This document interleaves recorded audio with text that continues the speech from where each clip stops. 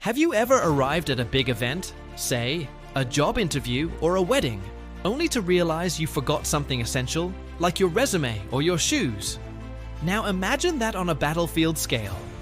An entire army, geared up for glory, storms toward a massive castle, hearts pounding with conquest dreams, only to grind to a halt because they forgot the ladders.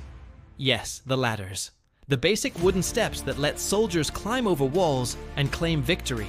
In the brutal world of medieval siege warfare, where empires rose and fell on the edge of a sword, this wasn't just embarrassing. It was a catastrophe that turned would-be heroes into laughingstocks. Today, we're diving into history's most humiliating siege blunder, unpacking the chaos, the comedy, and the lessons that still echo through time. Buckle up. This tale of forgotten gear will make you rethink every plan you've ever made. Let's start at the beginning, because to appreciate the epic fail, you need to understand the high-stakes game of medieval sieges. Picture Europe from the 11th to 15th centuries. Stone castles dotted the landscape like uncrackable fortresses, symbols of power for kings, lords, and ambitious warlords. Sieges weren't quick skirmishes, they were drawn-out ordeals, often lasting months, where attackers encircled a castle to cut off supplies, starve the defenders, and force surrender. But if hunger didn't work, it was time for the assault phase, ramming gates, hurling stones, and scaling walls. This is where siege equipment became king, transforming a ragtag army into a demolition crew. The arsenal of medieval siege weapons was a marvel of low-tech ingenuity, blending brute force with clever engineering. At the heart of many assaults were the catapults and trebuchets, massive wooden machines that flung projectiles like stones, flaming barrels, or even diseased corpses over the walls to sow terror and disease. An early form of psychological and biological warfare. The mangonel, powered by human muscle with ropes pulled by teams of soldiers, hurled rounded stones up to 1,000 feet, battering ramparts and demoralizing defenders. Then came the trebuchet, the rock star of sieges, a counterweight beast with a swinging arm that could launch boulders weighing over a ton, demolishing walls in hours. Introduced to Europe around the 12th century, possibly from Islamic or Chinese origins, these gravity-powered giants were so effective that castles began building thicker, angled walls just to counter them. But walls weren't just for smashing, they had to be climbed. Enter the siege tower. Towering wooden behemoths on wheels, often 60 feet tall, shielded with wet hides or metal plates to deflect arrows and boiling oil. Rolled up to the battlements under cover of archer fire, they allowed hundreds of troops to pour over the top like a human wave. Battering rams, massive logs swung by teams under protective roofs, pounded gates until they splintered. And for quick strikes, ladders, simple, portable, and deadly. These weren't flimsy backyard steps.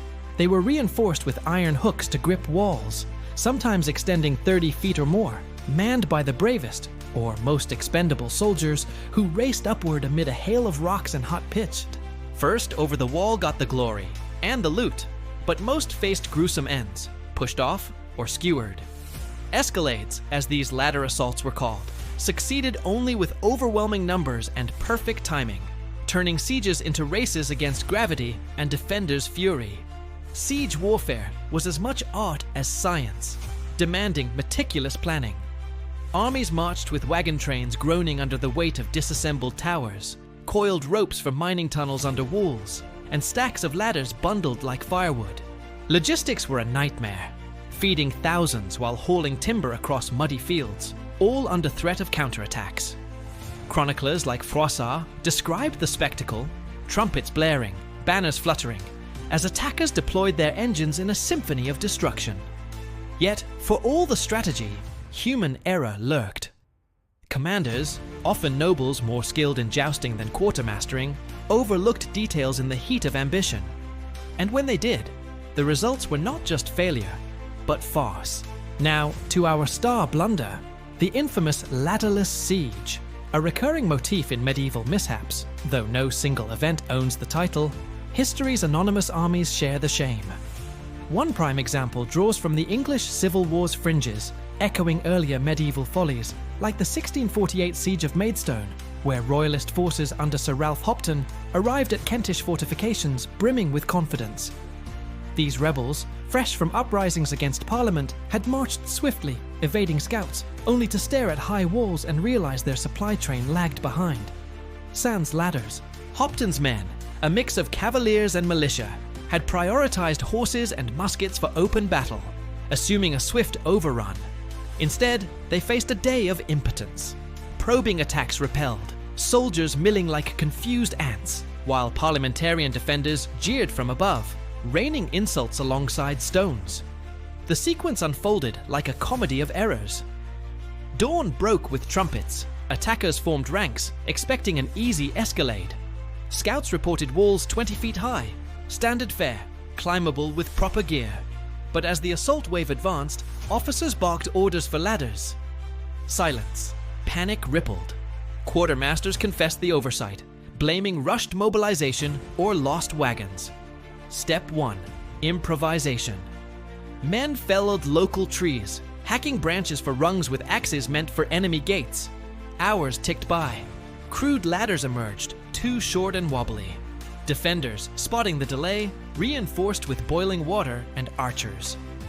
Step 2. The futile charge. A few brave souls propped the makeshift ladders, but they buckled under weight, sending climbers tumbling into ditches. Arrows whittled the ranks. Morale cracked as laughter echoed from the walls. By dusk, Hopton's force retreated, the siege lasting mere hours, a humiliating footnote in the Civil War, where forgotten basics cost them Kent and credibility. This wasn't isolated. Echoes resound in the Crusades. During the 1098 siege of Antioch, Bohemond of Taranto's army encircled the city for 8 grueling months, enduring starvation and Turkish raids.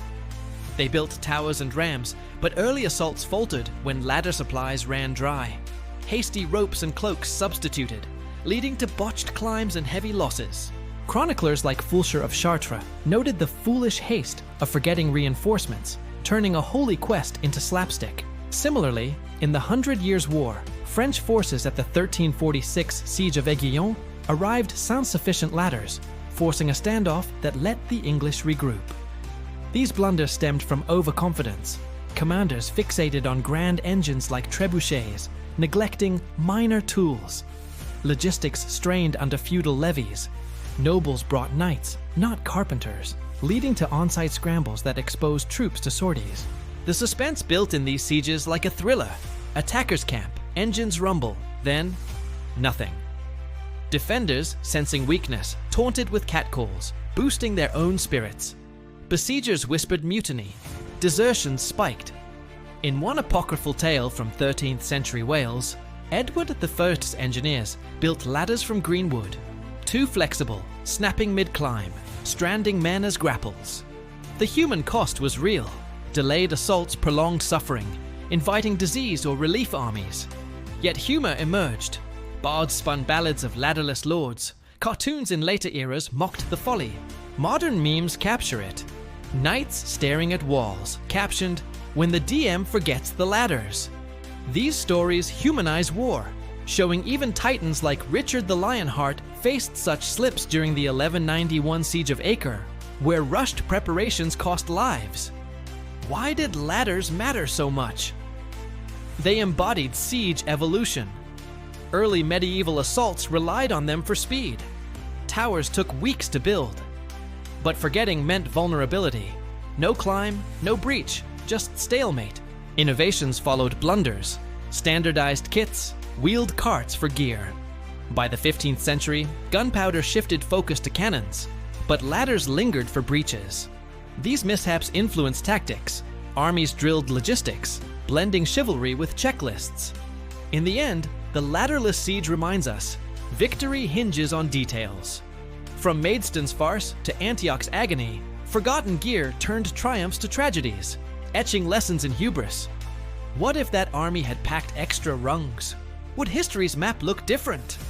Armies adapted, but the blush of embarrassment endures.